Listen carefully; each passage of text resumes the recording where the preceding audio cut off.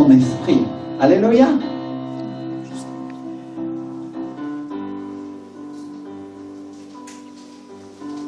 Puisez maintenant, leur dit-il, et portez-en à l'ordonnateur du repas. Et ils emportèrent. Quand l'ordonnateur du repas eut goûté l'eau changée en vin, ne sachant d'où venait ce vin, tandis que les serviteurs qui avaient puisé l'eau le savaient bien, il appela l'époux et lui dit, tout homme sert d'abord le bon vin, puis le moins bon après qu'on s'est délivré, et toi tu as gardé le bon vin jusqu'à présent.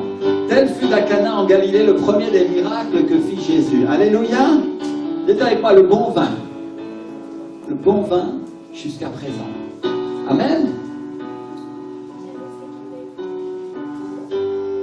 Qu'est-ce qui se passe quand la gloire de Dieu se manifeste? Qu'est-ce qui se passe quand le Saint-Esprit se manifeste? Mon frère et sœur, les gens croient. Les gens croient. Parce que la Bible nous dit au verset 11, tel fut à Cana en Galilée le premier des signes miraculeux que fit Jésus. Il manifesta sa gloire et ses disciples crurent en lui. Amen. Alléluia. C'est-à-dire, les gens croient au surnaturel de Dieu. Il y a quoi le surnaturel? Il y a beaucoup d'églises, il y a beaucoup de croyants, il y a beaucoup de chrétiens qui ne veulent pas du surnaturel de Dieu. Ils veulent juste un serment de plus dans leur vie. Mais ce n'est pas ce que le Seigneur veut nous donner. Dieu veut nous donner plus. Dis avec moi, plus. Alléluia. Et les premiers qui croient, c'est les disciples. Et pourquoi? Parce qu'ils le voient faire. Ils voient Jésus qui prend l'eau et qui la transforme en vin. Ça se produit devant eux. Et ils boivent le vin que Dieu a produit. Ils boivent le vin que Jésus a produit à partir de l'eau. Et ça, c'est une image de ce qui va se passer plus tard, à la Pentecôte. Le premier déversement du vin, c'est une image de ce qui arrivera au ciel, c'est une image des noces de l'agneau, du mariage de Jésus et de l'Église. Ce jour-là, Jésus fait un miracle. Il annonce les temps à venir. Ils boivent le vin naturel, produit de manière surnaturelle. Il y avait pas surnaturel. Alléluia, il y en a qui s'endormaient aujourd'hui. Réveille-toi, toi qui dors entre les morts et le Christ éclaira. Alléluia. Merci Seigneur. Donc ils boivent ce vin naturel, produit de manière surnaturelle. Et plusieurs années après, quand ils croient que tout est fini, une fois que leurs rêves sont morts et ressuscités en même temps que Jésus, ils obéissent à Dieu et ils le cherchent tous ensemble dans une salle le jour de la Pentecôte. Et la Bible nous dit que d'un seul coup, il se met à souffler un vent violent qui entre dans la salle où ils sont assemblés, où ils sont réunis pour prier, comme on est réunis aujourd'hui, et des lampes de feu commencent à se poser sur eux. Alléluia! Il n'y avait pas d'un seul coup. Ça veut dire qu'ils ont cherché pendant un moment, ça aussi. Amen. Beaucoup des croyants s'arrêtent et après ils pensent que ça ne va pas se passer, alors ben, ils rentrent chez eux et il ne se passe rien. Mais la réalité, c'est que si tu persévères, celui qui cherche quoi? Trouve, mon frère, ma soeur. Alléluia! Et celui qui frappe quoi? On lui ouvre. Amen. Alors même si tu dois taper et tambouriner comme un fou à la porte du royaume des cieux pour que Dieu t'ouvre le surnaturel, ça vaut la peine de le faire, parce qu'à un moment Dieu va ouvrir les écluses des cieux en ta faveur et il va déverser sur toi toute la provision et toute la bénédiction qu'il a sur toi. Alléluia. Dis avec moi, gloire à Dieu. Gloire à Dieu. Amen. Merci Seigneur. Alléluia. Et les disciples se mettent à parler en langue. Il y en a qui parlent en langue ici. Amen. Comment ça parle alors?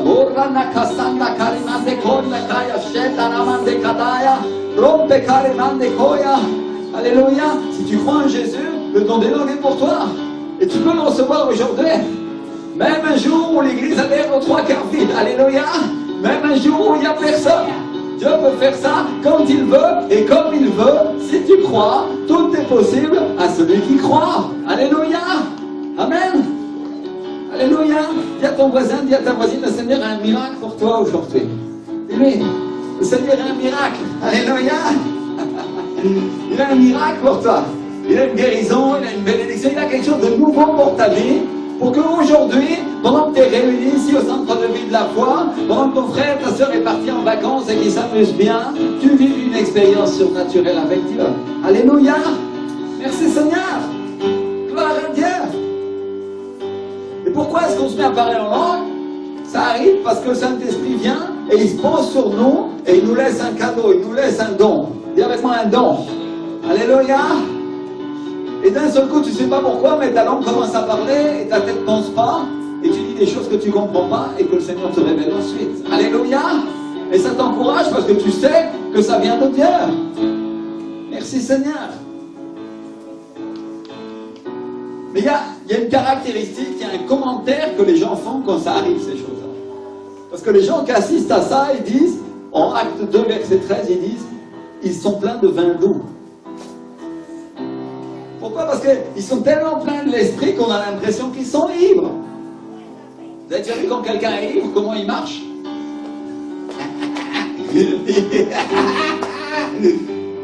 Et il n'arrive pas à tenir sur ses pieds parce qu'il est plein de vin, il est complètement ivre. Amen. Imaginez que le pasteur vienne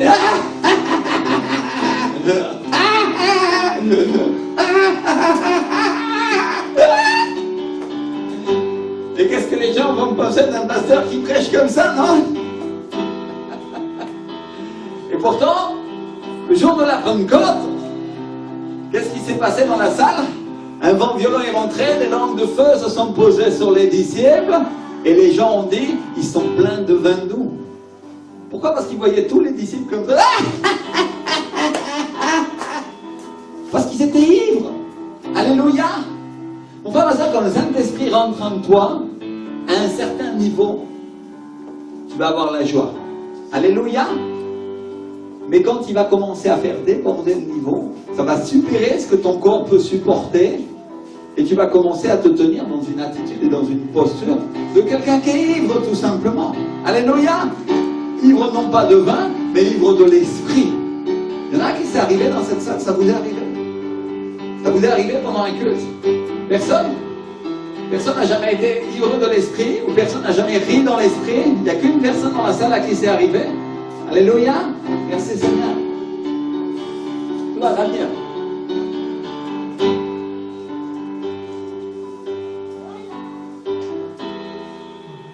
C'est une ivresse qui fait qu'on ne peut pas tenir debout. C'est une ivresse qui fait qu'on est dans la joie, qui fait qu'on rit, qu'on se sent tellement bien qu'on n'a pas envie que ça s'arrête. On parle d'une expérience surnaturelle avec Dieu. Il y a quoi le surnaturel de Dieu? Il y en a qui veulent tout expliquer. Mais le surnaturel, tu ne peux pas l'expliquer. C'est quelque chose qui arrive et c'est comme ça parce que c'est comme ça au ciel. Alléluia. Et tu ne comprends pas pourquoi avec ta raison, mais ça arrive. Regarde le nom des langues. Tu peux expliquer le nom des langues? Mon frère, ma soeur, c'est inexplicable. Les gens vont te dire avec leur raisonnement à quoi ça sert de parler en langue puisque tu ne comprends pas. Et j'ai une bonne nouvelle pour toi. À Dieu, ça sert. Alléluia. Et quand il veut, il te le révèle. Et l'apôtre Paul dit clairement, quand tu parles en langue, tu t'édifies toi-même. Je veux dire, comment je peux édifier ma vie chrétienne si je ne comprends même pas ce que je dis? Parce que ton esprit, oui, lui, comprend. Amen. Alors tu commences à parler, tu commences à faire quelque chose de totalement illogique.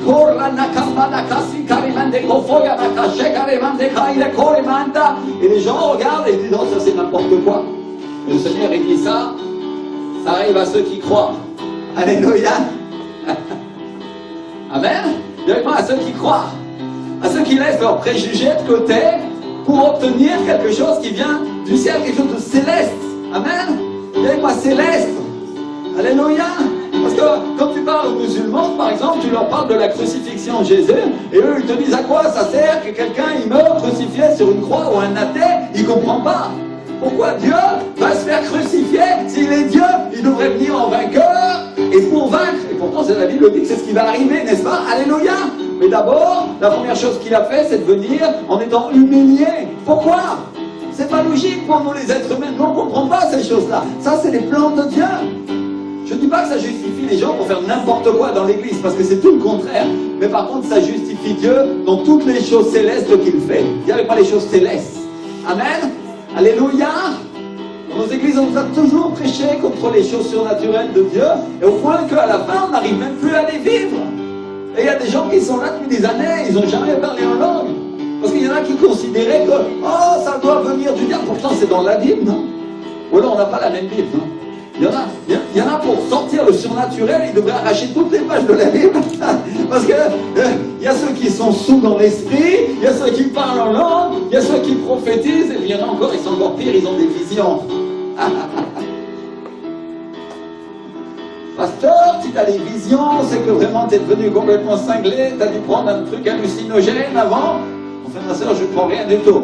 La seule chose que je prends, c'est la drogue du Saint-Esprit, c'est sa présence dans ma vie. Et quand il me remplit, qu'est-ce qui se passe? Je commence à prophétiser, j'ai des visions, on peut chasser les démons, on peut parler en langue, et il peut se passer tout un tas de choses que Dieu veut faire. Amen. Qu'est-ce qui dit Amen à sa gloire à Dieu? Amen. La foi est en train de nous revenir, on ressuscite un petit peu avec le Seigneur aujourd'hui. Amen. Merci Seigneur. Mais s'il y a une chose qui se passe quand les choses surnaturelles de Dieu se passent, c'est que les gens critiquent. Dis avec moi, les gens critiquent. Tout de suite, ils se mettent à critiquer. Quand le vin nouveau vient sur la terre, la première chose qui se passe, c'est qu'il vient des moqueurs. La première chose qui se passe, c'est qu'il vient des gens qui se moquent. Et c'est ce qui se passe dans le livre des Actes. Premier déversement du Saint-Esprit sur l'Église. Les gens sont ivres et ils parlent en langue. Et les moqueurs sont là dehors et disent, ils sont pleins de vin d'eau.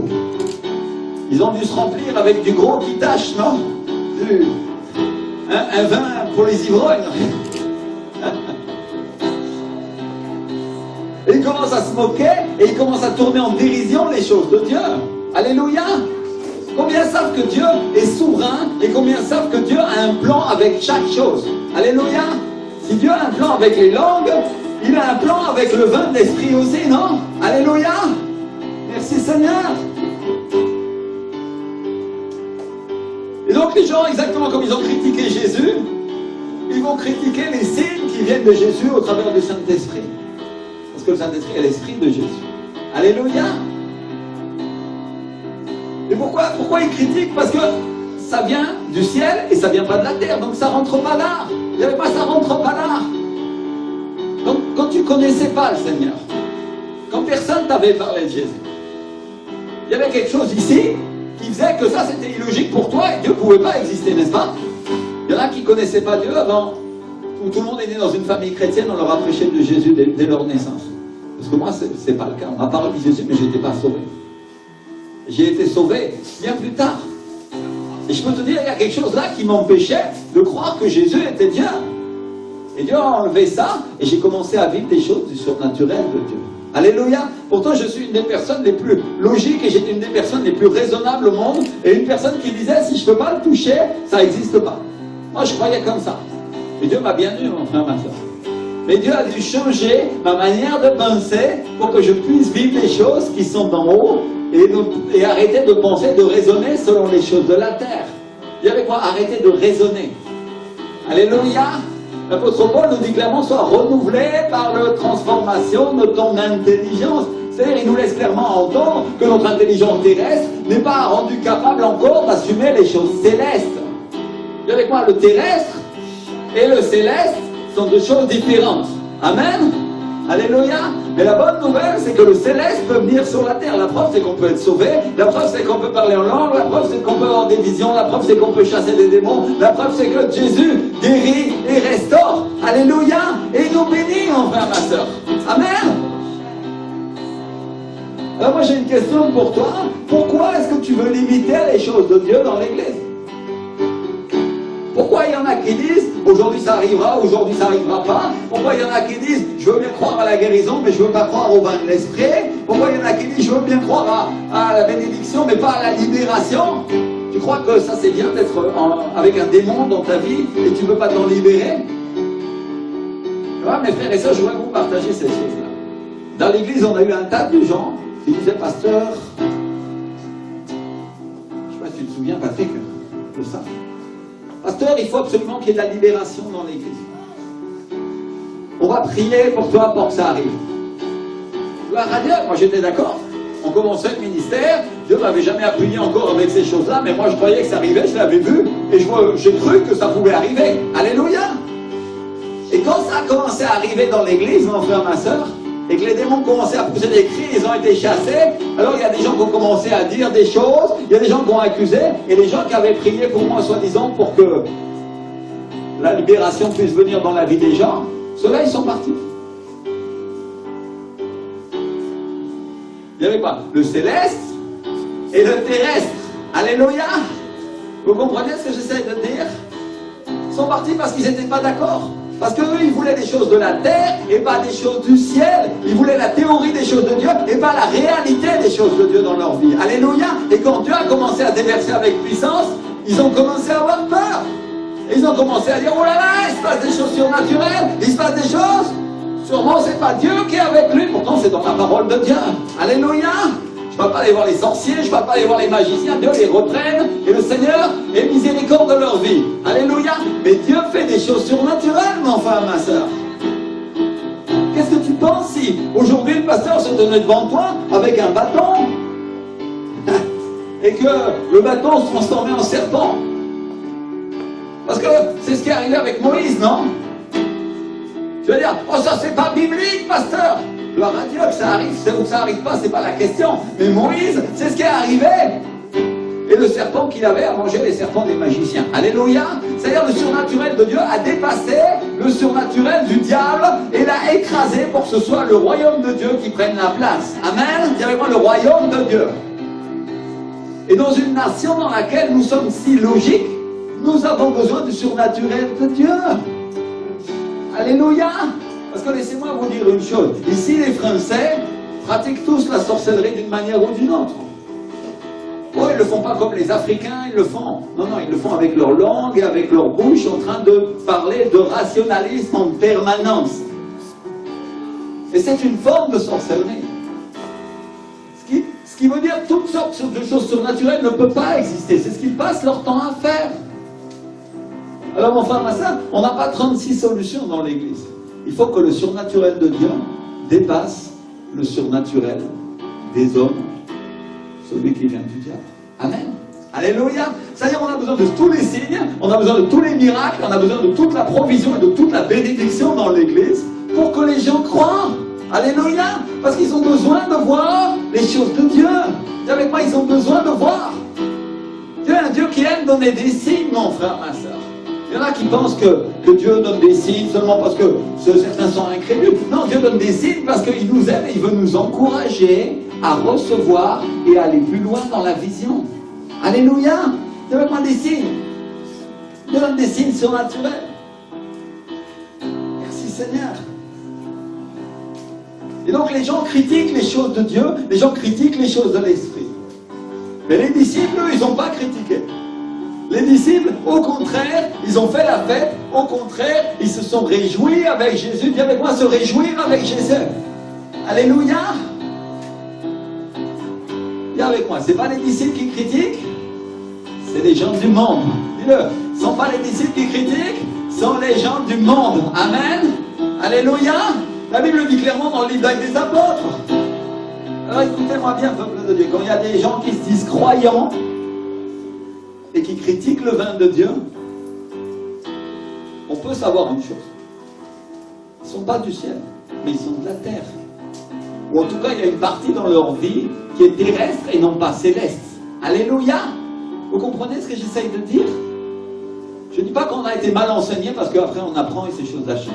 Amen. Et il se peut qu'une personne soit sauvée et elle écoute d'autres personnes et elle commence à critiquer les choses de Dieu. Mais à un moment, elle doit changer, elle doit transformer sa nature. Avec moi la nature. Amen.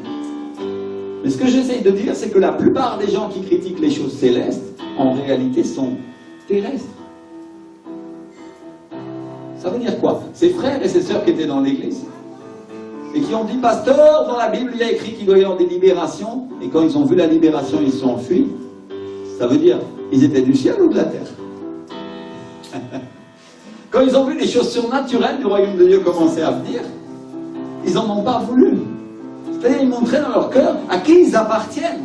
Alléluia. Et la question de ton cœur que tu dois te poser, c'est à qui j'appartiens. Amen. Je ne dis pas de faire toutes les folies. J'ai horreur des débordements dans l'église. J'ai horreur des choses qui sont... Comment on appelle ça? Ça porte un nom. Patrick Edouard. Les gens qui abusent des choses de l'esprit. Comment tu dis, chérie? Ah, les mystiques. Alléluia. J'ai horreur du mysticisme dans l'Église parce que ça tourne les choses du Saint-Esprit en dérision. Quand il y a des gens mystiques dans l'Église, je les reprends et parfois, des fois, je suis obligé de les mettre dehors. Parce qu'ils sont en train de transformer les choses de Dieu en une chose de la terre. Et nous, on veut que les choses du ciel. Alléluia, dis avec moi, je veux que les choses du ciel. Je veux que ce qui est dans la parole de Dieu. Amen. Mais pour autant, je ne veux pas me devenir un raisonneur qui empêche les choses de Dieu de se produire dans ma vie. Vous comprenez ce que j'essaye de dire? C'est-à-dire, le fait qu'il y ait des gens qui abusent ou qui débordent des choses de Dieu ne doit pas nous empêcher, à nous, de recevoir tous les cadeaux que notre Père a pour nous. Amen. Je me fais comprendre? Alléluia. Ou parce qu'il y a des pasteurs qui exagèrent avec l'argent, alors d'un seul coup, je vais refuser la bénédiction de Dieu et dire, ah non, la prospérité, c'est pas pour moi. Alors que la Bible me dit que je peux être prospère parce que le Seigneur l'a payé pour moi. Alléluia. Vous comprenez? Est-ce que vous ne pensez pas un instant que celui qui abuse avec ces choses-là, c'est juste un serviteur du diable qui est là pour t'empêcher de recevoir le cadeau que ton Père a pour toi? Et comment l'ennemi travaille dans l'Église? Avec des arguments, n'est-ce pas? L'ennemi, le diable, travaille avec des arguments. Et il dit, ah, si ce pasteur, si cet homme de Dieu, si cette femme de Dieu abuse avec l'argent, ça veut dire que tu ne peux pas être béni. Pourtant, la Bible dit clairement le contraire. Je me fais comprendre? Alléluia. Donc, de la même manière, quand il y a des gens qui exagèrent ou qui abusent avec les choses de l'esprit, ça ne doit pas être un argument pour nous empêcher de recevoir ce que notre Père a pour nous. Amen. C'est-à-dire, tu dois faire le tri. Dis avec moi, tu dois faire le tri. Et pour faire le tri, il n'y a qu'une manière. C'est lui. Lui, il sait ce qui lui appartient. Amen. Alléluia. Alors au début, quand je suis un enfant spirituel, évidemment, c'est pas facile de faire le tri. Et j'ai tendance à me fier à ce que les autres disent, parce que j'ai l'impression qu'ils en savent plus que moi. Mais la réalité, c'est que quand tu connais bien le Saint-Esprit, tu marches bien avec lui, tu vas savoir ce qui est de lui, et tu vas savoir ce qui n'est pas de lui. Alléluia. C'est-à-dire, ce que j'essaie de dire aujourd'hui, c'est que la seule manière de savoir et de faire la différence, c'est de se fier à lui. Alléluia. Il est la seule personne qui va pouvoir te montrer si ça vient de l'esprit ou si ça vient d'autre chose. Alléluia. Personne critique. Si elles étaient du ciel, elles ne critiqueraient pas les choses de Dieu. Moi, je ne me permettrais pas. Parce que si elles étaient de Dieu, elles ne critiqueraient pas ce qui vient de lui. Alléluia. Vous comprenez? Je parle de gens qui ont un avis définitif sur ces choses-là. Et dans cette église, on ne critique pas. Dis avec moi, on ne critique pas. Ah, au contraire, on boit le vin et on se réjouit avec les choses de l'esprit. Dis avec moi, on boit le vin et on se réjouit avec les choses de l'esprit. Amen. Merci Seigneur. Alléluia. Ça, c'est le signe d'un vrai croyant. Ça, c'est le signe d'une vraie croyante. C'est quelqu'un qui boit le vin avec Jésus. Alléluia. Je ne parle pas de boire, hein, tout court. Hein. On est d'accord. Merci Seigneur. Et donc, si les gens ont peur du surnaturel et qui se lèvent contre lui pour le critiquer, y compris dans l'Église, et des fois des gens qui se disent appartenir à Dieu, enfin ma soeur, s'ils appartenaient vraiment à Dieu, ils ne s'élèveraient pas contre les choses de l'esprit. Si la Bible et l'apôtre Paul lui-même, il nous dit, soyez au contraire remplis de l'esprit. Dis avec moi, remplis de l'esprit. Alléluia. C'est Éphésiens 5, 18. Alors qu'est-ce qu'on peut dire à une personne qui ne l'est pas? Qu'est-ce qu'on peut dire à une personne qui n'est pas remplie de l'esprit? Amen. Aujourd'hui, je suis venu pour apporter des arguments contre les arguments du diable. Dis avec moi, contre les arguments du diable. Alléluia. Aujourd'hui, on va dériver, on va mettre à terre les arguments que le diable a dans l'Église pour nous empêcher de vivre le surnaturel de Dieu. Amen. Merci Seigneur. Vous savez, pendant les vacances, on fait des révisions. Peut-être sur des choses que vous connaissez, non? Mais sur lesquelles Dieu veut que vous ayez une clarté complète. Amen. Dis avec moi, une clarté complète. Amen. Merci Seigneur. Et donc Pierre ne se laisse pas arrêter par les critiques. Il ne se laisse pas arrêter par les gens qui se moquent. Au contraire, poussé par l'esprit, il se lève et il commence à les contredire et il commence à prêcher. Pourquoi je dis qu'il les contredit? Parce que il dit, ces gens ne sont pas ivres comme vous le supposez. Ça veut dire qu'il y a des gens qui ont dit qu'ils étaient ivres. D'ailleurs, c'est écrit dans la parole de Dieu. C'est-à-dire, il se lève et la première chose qu'il fait, le premier argument qui sort de sa bouche de la part du Seigneur, ces gens, ils ne sont pas du tout ivres comme vous le pensez, parce qu'il est encore temps. Parce que c'est la 3e heure du jour. Il dit, mais c'est ici ce qui a été dit par le prophète Joël. Dans les derniers jours, dit Dieu, je répandrai de mon esprit sur toute chair. Vos fils et vos filles prophétiseront, vos jeunes gens auront des visions et vos vieillards auront des songes. Alléluia. Amen. Merci Seigneur. Et il est en train de rétablir la vérité de la parole, et c'est ce que nous tous les croyants, nous devons faire dans l'église quand les choses surnaturelles de Dieu se produisent. Alléluia. Nous devons rétablir la vérité de la parole. Et quand on entend quelqu'un qui se dit chrétien ou chrétienne et qui critique les choses de Dieu, nous devons corriger et ramener et dire, c'est ce qui est écrit dans le livre du prophète Joël. Ils auront des visions, ils auront des songes. Alléluia. Et je déverserai de mon esprit sur toute chair, il dit le Seigneur. Ou est-ce que toi, tu as un modèle, tu as un mode d'emploi pour que le déversement du Saint-Esprit se fasse dans ta vie? Et tu dis, ah non, non, Seigneur, je ne peux pas tomber par terre. Je ne peux pas manquer ma dignité. Je ne peux pas être saoul dans l'église. Parce que si je marche comme ça, les gens vont dire qu'il m'arrive quelque chose de bizarre, non? Mais mon frère, ma soeur, qu'est-ce que tu en as à faire de ce que les gens pensent? Si ce que tu as besoin, c'est du vin de Dieu. Amen. Merci Seigneur. Moi, je vais dire, j'en ai tellement rien à faire que j'ai publié une vidéo de moi, sous de l'esprit, sur Internet. Alléluia. J'ai reçu toutes les critiques, j'en ai rien à faire. Je bénis le Seigneur pour ce qu'il a fait avec moi ce jour-là. Alléluia. Et je vais vous en parler parce que je vais vous parler de cette expérience. Amen. Et donc l'apôtre Pierre rétablit la vérité de la parole, poussé par le Saint-Esprit, il rétablit la vérité. Et il vient le salut. Il avec moi le salut. Il vient un très grand salut sur l'église, il vient un très grand salut sur cette foule.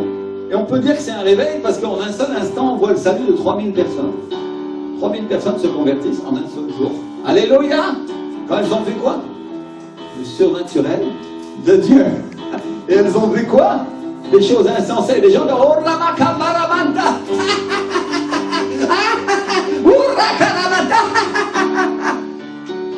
Elles ont vu ça et elles ont cru en Dieu.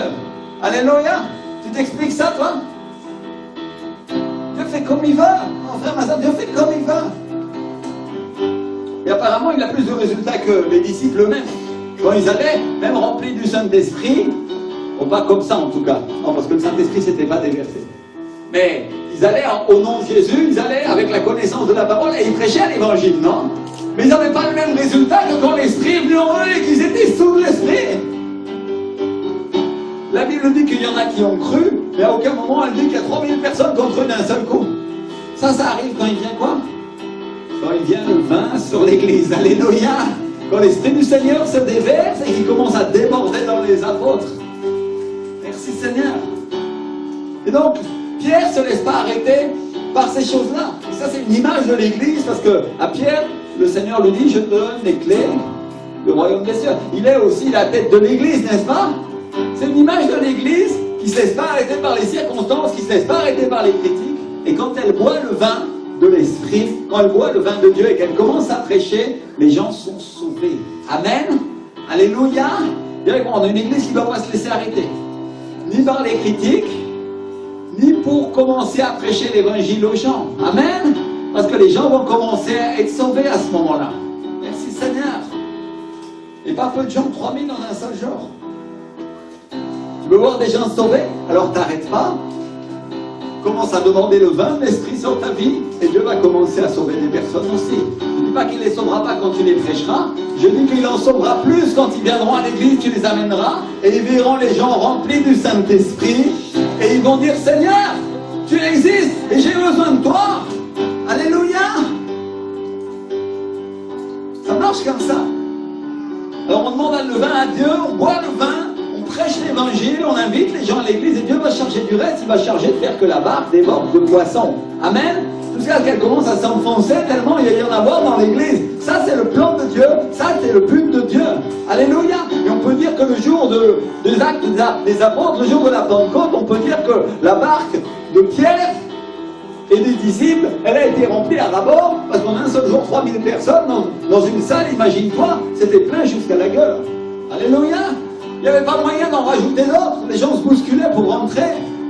Ils devaient prêcher dehors parce que c'était trop de personnes d'un seul coup. Alléluia! Ça, c'est le plan de Dieu pour l'Église. Il n'y avait pas le plan de Dieu.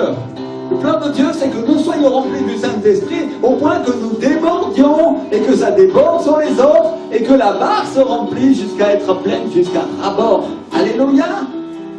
Merci Seigneur. C'est la manière de Dieu.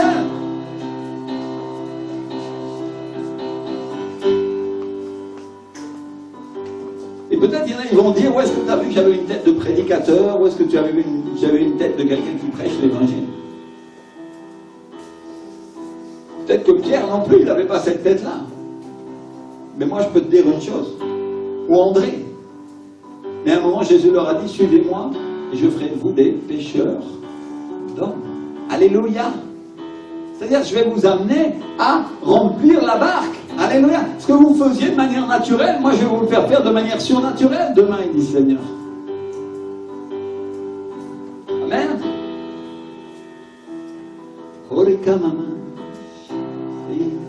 Peut-être certains d'entre vous ont appris à remplir l'église de manière naturelle. Mais le Seigneur dit aujourd'hui, je vais vous apprendre à la remplir à ma manière. Alléluia. Et ma manière, et dit le Seigneur, c'est la manière de l'esprit. Alléluia. Merci Seigneur. Maintenant, laissez-moi vous poser une question. Est-ce que les gens ont été sauvés quand ils ont vu le Seigneur Jésus mourir sur la croix? Ah, il y en a un qui a été sauvé. C'est le voleur. À ce moment-là, il allait mourir aussi, alors il s'est dit que peut-être c'était le moment de régler ses comptes avec Dieu. Non. Mais tu diras, il y a l'autre à côté que lui, il insultait Jésus. Non? Et donc Dieu a donné à l'autre voleur, à celui qui se repentait, la capacité de croire en lui, par miséricorde à ce moment-là, dans ce moment de souffrance, pour être sauvé. C'est vrai.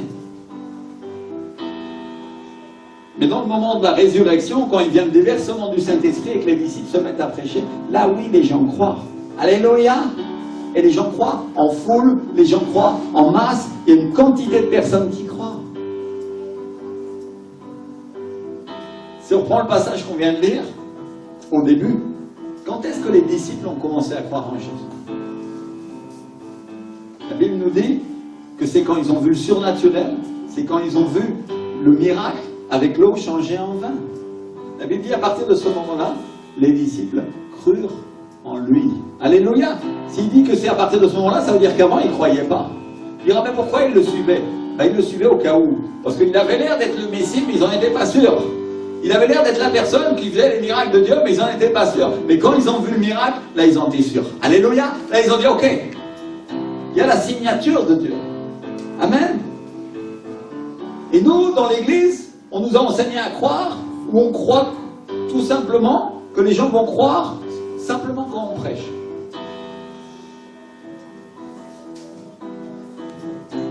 Non, les gens ils vont croire quand ils vont voir le surnaturel de Dieu dans l'Église. Alléluia. Ça c'est quelque chose que je veux qu'on comprenne. Ils vont venir parce qu'on les invite, ils vont venir parce qu'on insiste, mais ils vont se mettre à croire quand ils vont boire le vin aussi. Alléluia. Ils vont se mettre à croire quand ils vont voir le surnaturel dans l'église, ils vont voir les choses de Dieu se passer. Si je prends la femme samaritaine, qui était près du puits, elle a cru près du puits parce que Jésus lui a donné une parole de connaissance, il lui a donné une parole surnaturelle. Et après ça, elle est allée dire à tout le monde, il m'a dit tout ce que j'ai fait. Alléluia.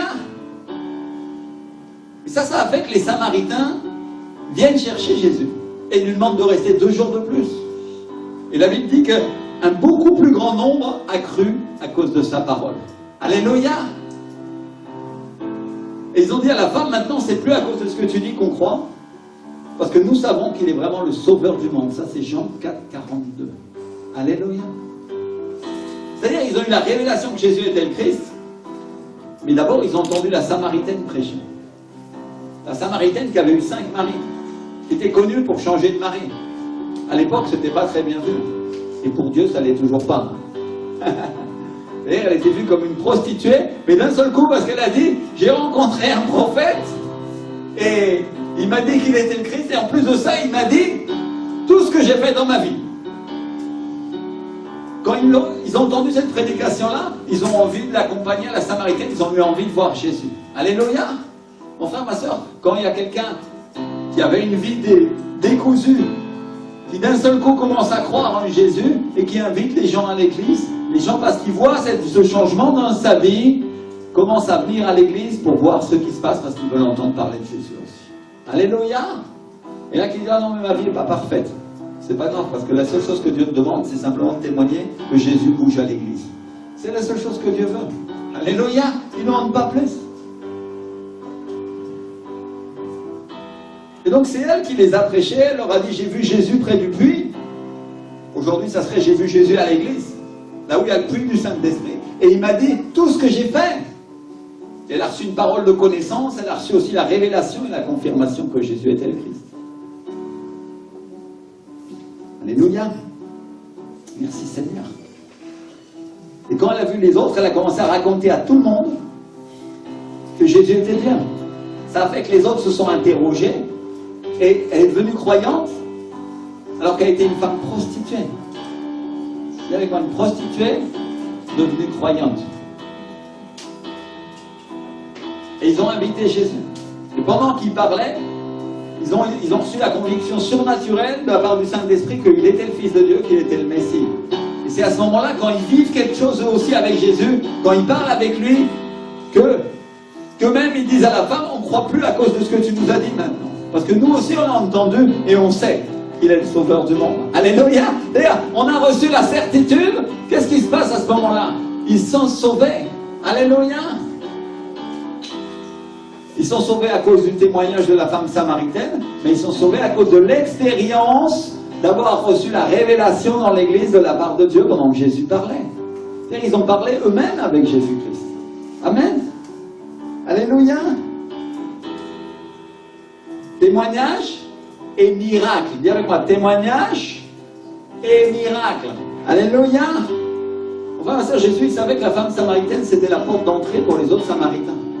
Alors quand il est allé près du puits, là où ça ne se faisait pas de parler avec une femme, il savait qu'il y avait d'autres personnes qui allaient venir à cause d'elle. Alléluia. Alors que je voudrais vous dire ça, mes frères et sœurs, que quand on parle avec quelqu'un, on ne sait jamais si ça va être la personne que Dieu va utiliser pour en sauver d'autres. Amen. Pour donner le témoignage. Mais regardez ce que la Samaritaine, elle fait. Elle ne dit pas, j'ai vu Jésus. Elle ne dit pas.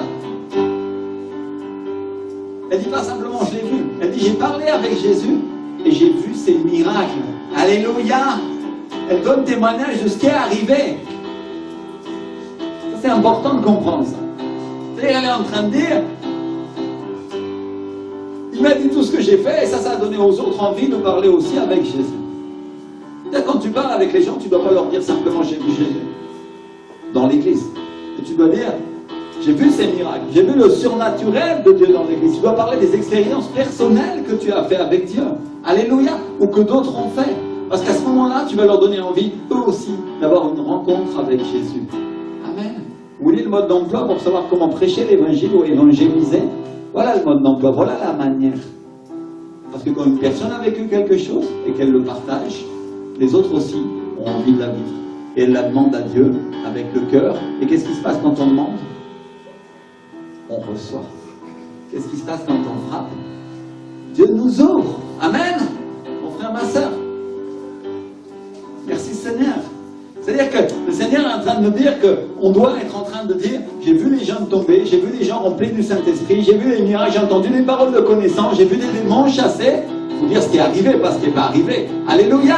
J'ai vu ces choses-là se passer et je voudrais que tu les vives aussi. Et viens ici aussi à l'église pour recevoir avec moi. Alléluia.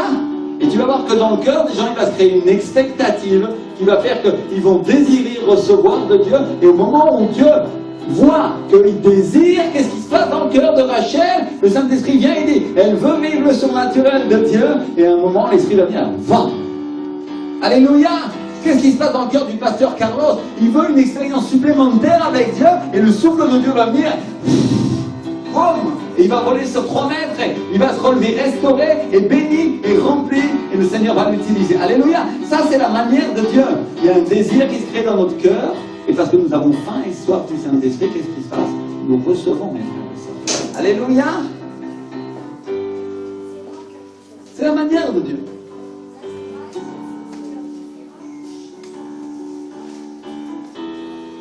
C'est quand les gens, ils ont mangé les pains et les poissons, quand ils ont vu la multiplication, qu'après avoir vu le miracle, ils ont commencé à dire, celui-ci est vraiment le prophète qui doit venir dans le monde. C'est Jean 6, 14.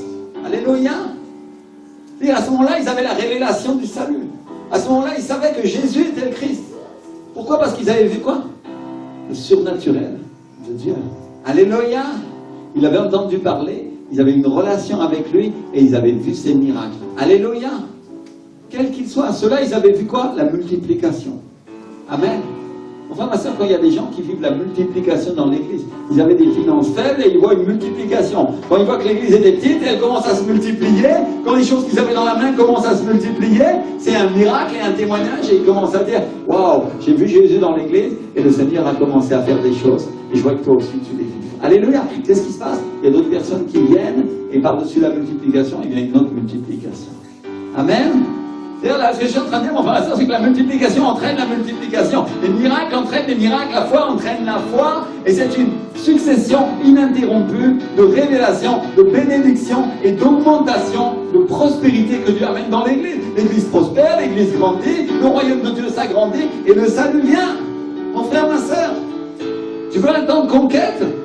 Le vin nouveau, ça veut dire la conquête. Mais ce que j'essaye de dire, mon frère, ma sœur, c'est que quand les espions, ils ont été voir pour recevoir Canaan, et eux, ils ont commencé à voir le côté négatif et ils ont commencé à critiquer, n'est-ce pas? Et qu'est-ce qui s'est passé? Pendant 40 ans, ils ont tourné dans le désert et tout le peuple de Dieu n'a pas reçu, mais ce sont leurs enfants qui ont reçu. Alléluia! Ce que j'essaye de dire, mon frère, ma soeur, c'est que si nous sommes là en train de critiquer les miracles de Dieu qui sont la porte d'entrée pour beaucoup de personnes au royaume, alors qu'est-ce qui va se passer? Nous n'allons pas recevoir, mais nos enfants vont recevoir et Dieu va les utiliser. Alléluia. Avec les miracles. Et il faut pas être idiot, mon frère, ma soeur. Il faut juste comprendre la manière de Dieu. La manière de Dieu, c'est que nous considérions et nous déclarions. Alléluia. Et ceux qui ont eu une autre attitude, Josué et Caleb, ceux-là, Dieu les a gardés jusqu'à la génération suivante et c'est eux qui ont dirigé le troupeau pour entrer en Canaan, qui est la terre promise. Alléluia. Vous voulez la prospérité, vous voulez la bénédiction, vous voulez voir l'augmentation dans l'église, vous voulez voir toutes ces choses arriver? C'est simple. Portez-vous comme Josué. Comportez-vous comme Josué et comme Caleb.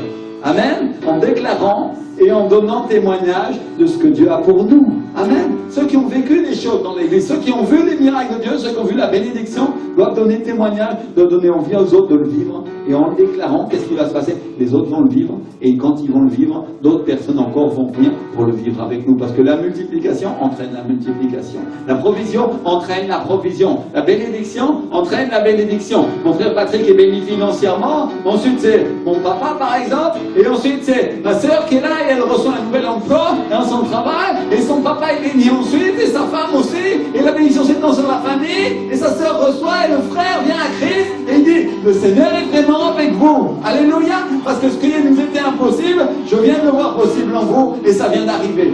C'est la manière de Dieu. Dis-moi la manière de Dieu. Alléluia. Donc tu dois demander des miracles, tu dois demander la provision pour ta vie parce que le Saint-Esprit veut te la donner. Et toutes sortes de miracles. Alléluia. Toutes sortes de bénédictions, toutes sortes de provisions vont venir sur l'Église et elles sont disponibles pour ceux qui croient. Alléluia. Pour ceux qui croient. Parce que si tu crois, la Bible dit que tu seras sauvé, que celui qui ne croit pas, tu vas recevoir quelque chose de la part de Dieu. Alléluia. Donc certains viennent avec une attitude comme ça, incrédule, et ils disent, je crois mais pas vraiment. Si tu doutes, mon frère, ma soeur, il n'y a rien du tout qui va venir. Je vais être honnête avec toi et te dire la vérité de l'évangile. Soit tu crois et tu branches tes doigts dans la prise et le courant va commencer à couler, soit tu crois pas et tu vas continuer à regarder la prise en disant peut-être que cette prise il vient de l'énergie. Peut-être je pourrais recharger ma vie Je vois qu'il y en a d'autres qui sont là en train de le faire, mais je ne sais pas trop, et je suis en train de réfléchir et de raisonner. Non, lève-toi et branche-toi dans la présence de Dieu, et l'onction va commencer à couler sur ta vie. Alléluia! Ça marche comme ça. C'est simple. Donc il y a plusieurs formes de surnaturel. Il y a les miracles, il y a la multiplication, il y a la guérison, il y a la libération, il y a les paroles prophétiques. Dites-moi le prophétique. Alléluia!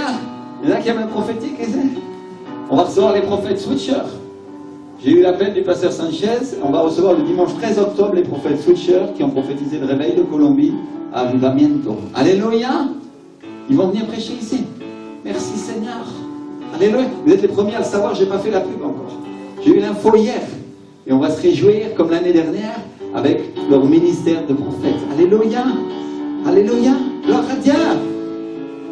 Je veux dire que si ton pasteur prophétise, si sa femme prophétise, eux ils prophétisent 10 fois plus. Alléluia! Parce que c'est leur ministère. Alléluia! Et il y a de la puissance, mon frère, ma soeur. Et donc je dis, il y a toutes sortes de choses surnaturelles de la part de Dieu. Il y a des paroles de connaissance. Et il y a aussi la restauration. Directement la restauration. Amen? La restauration, c'est quand tu étais mal dans ta vie chrétienne, il y a des choses qui n'allaient pas, tu avais des problèmes dans ta vie naturelle, et Dieu vient, et il fait quelque chose de surnaturel dans ta vie, et il guérit ta vie, et il la restaure. Alléluia! Tu étais un chrétien qui marchait comme ça, et tu n'allais pas à l'église, et d'un seul coup tu commences à y aller tous les dimanches, parce que tu as soif de voir ce que Dieu veut faire, et tu commences à aimer le Seigneur, et quelque chose de surnaturel qui se produit dans ta vie. Restauration, dis avec moi, restauration. Le Saint-Esprit adore restaurer les personnes, il adore les relever, parce qu'il veut voir personne mis à terre, au contraire, il veut voir tout le monde en haut. Alléluia, c'est sa volonté, il désire cela. Et donc il y a beaucoup de gens qui critiquent le vin, il y a beaucoup de gens qui critiquent le rire de l'Esprit dans l'Église, parce que c'est un miracle qu'ils ne connaissent pas. Sarah, par exemple, a ri, alors qu'elle était affligée, elle n'avait pas eu d'enfant pendant des années, et quand elle a entendu la parole surnaturelle de Dieu, elle a ri, elle a fait ah, je vais avoir un enfant en étant vieille. C'est impossible. Mais c'est-à-dire, elle avait la révélation avant d'avoir la victoire, elle avait la certitude dans son esprit qu'il allait se passer quelque chose de surnaturel. C'est quelque chose que sa tête ne comprenait pas. Mais Dieu, quand il lui a donné une seule parole, dans laquelle il a dit, je vais venir sur toi l'année prochaine et tu auras un enfant, elle a commencé à rire. L'Esprit du Seigneur est venu sur sa vie et lui a donné une révélation dans son esprit de ce qui allait se passer ensuite pour la convaincre que ça allait arriver. Alléluia! Dieu a ouvert sa vision pour qu'elle puisse comprendre ce qui se passerait ensuite. Et elle a eu la victoire avant d'avoir la victoire. Son ventre était sec, elle était stérile. Et elle était une grand-mère, mon frère, ma soeur. Imagine une grand-mère enceinte. Dieu peut faire ça. Dieu peut faire ça. C'est sa manière. Elle avait un rire inexplicable. Et Dieu était en train de lui dire dans son esprit, est-ce que tu crois que c'est trop difficile pour moi, Sarah, de donner cet enfant que tu veux? Est-ce qu'il y a quelque chose de trop difficile pour moi? Il te dit le Seigneur. De ressusciter ton rêve, de te bénir et de t'accorder ce que ton cœur désire. Et là où tu pensais que tu n'y arriverais pas, de te permettre d'arriver, de te restaurer, de te donner la provision, de te donner la bénédiction. Est-ce que tu crois que c'est trop difficile pour moi? Il dit le Seigneur. Et quand le rire de l'Esprit vient sur ta vie, qu'est-ce qui se passe? Tu as une révélation de ce que Dieu va faire et tu commences à rire d'un rire du royaume de Dieu. Alléluia! D'un rire du royaume de Dieu, mon frère, ma soeur. Amen. Merci Seigneur. Et le Seigneur est en train de dire, est-ce que tu crois, Sarah? Est-ce que maintenant tu crois? Maintenant, c'est possible pour toi? Tu crois que c'est possible pour moi? Il dit le Seigneur. Amen. Merci Seigneur. Oh, alléluia. Merci Seigneur. Je suis venu vous dire ce matin que Dieu va ressusciter nos rêves. Dieu va ressusciter les rêves dans lesquels on a arrêté de croire, dans notre vie ou dans notre ministère. Dieu va te relever. Tu rêvais d'avoir un couple et Dieu va t'en donner un. Tu rêvais que tes enfants soient chrétiens et vont le devenir. Tu rêvais que ton église grandisse et elle va grandir. Tu rêvais d'être rempli du Saint-Esprit et ça va t'arriver. Tu rêvais de servir dans le réveil et dans le royaume de Dieu et tu vas servir, te dit le Seigneur. Alléluia, tu vas servir. Sois assuré que tu vas servir, te dit l'Esprit. Une parole pour encore quelqu'un ici qui doutait qu'elle allait servir, et l'Esprit du Seigneur te dit, tu vas servir en ton temps, et ça arrivera. Alléluia, ne crains moins. Enfin, Dieu va ressusciter, Dieu va donner la vie à ce qui était mort. Merci Seigneur.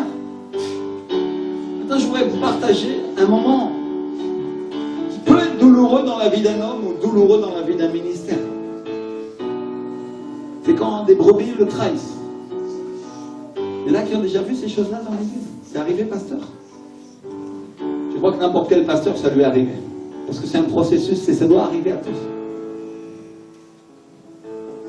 Ou quand d'autres frères, ou quand des gens qui sont dans l'église nous trahissent. Quand d'autres frères ou des gens qui sont dans l'église se lèvent contre toi. Ça nous est arrivé. C'est arrivé à certains d'entre nous. Ça cause une attaque émotionnelle intense. Qui fait qu'on passe des mauvais moments dans le ministère, on passe des mauvais moments dans l'église à ces moments-là. Et il y a des personnes chez qui ça crée une profonde affliction. Tellement profonde que la personne a du mal à se relever, tellement profonde qu'elle a du mal à guérir son cœur, et pour continuer ou à agir comme elle faisait auparavant. Parce qu'elle est blessée. Enfin, à l'intérieur, il y a quelque chose qui ne va plus, c'est comme si c'était cassé. Et la personne veut continuer à faire comme elle faisait avant, et à bénir les autres, et à être leur ami, et à les aider à se relever, et à se construire, et à l'intérieur d'eux. C'est plus fort qu'elle. Elle ne peut pas. Il y en a qui vont dire, oh pasteur, c'est pas si grave la trahison dans l'église. Et ça veut dire que tu te trompes parce que quand un frère ou une sœur te trahit, une personne que tu aimes. Les gens que tu as aidés parfois pendant des années. C'est comme des milliers de coups de poignard qui lacèrent ton cœur. Comme ça. Et il ne peut pas continuer à battre avec l'amour que tu avais pour les personnes. Il ne peut pas continuer à battre avec l'amour que tu éprouvais. Il y en a qui vont dire, oh pasteur, tu prends les choses trop à cœur. C'est pas si grave.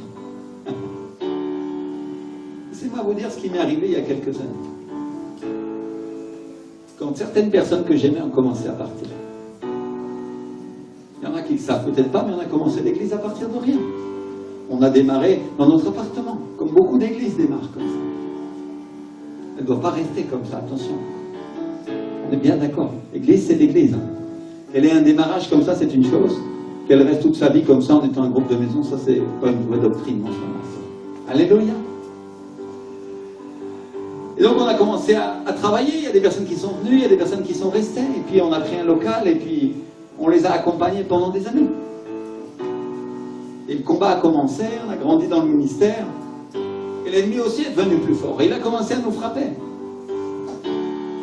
Comme jamais auparavant.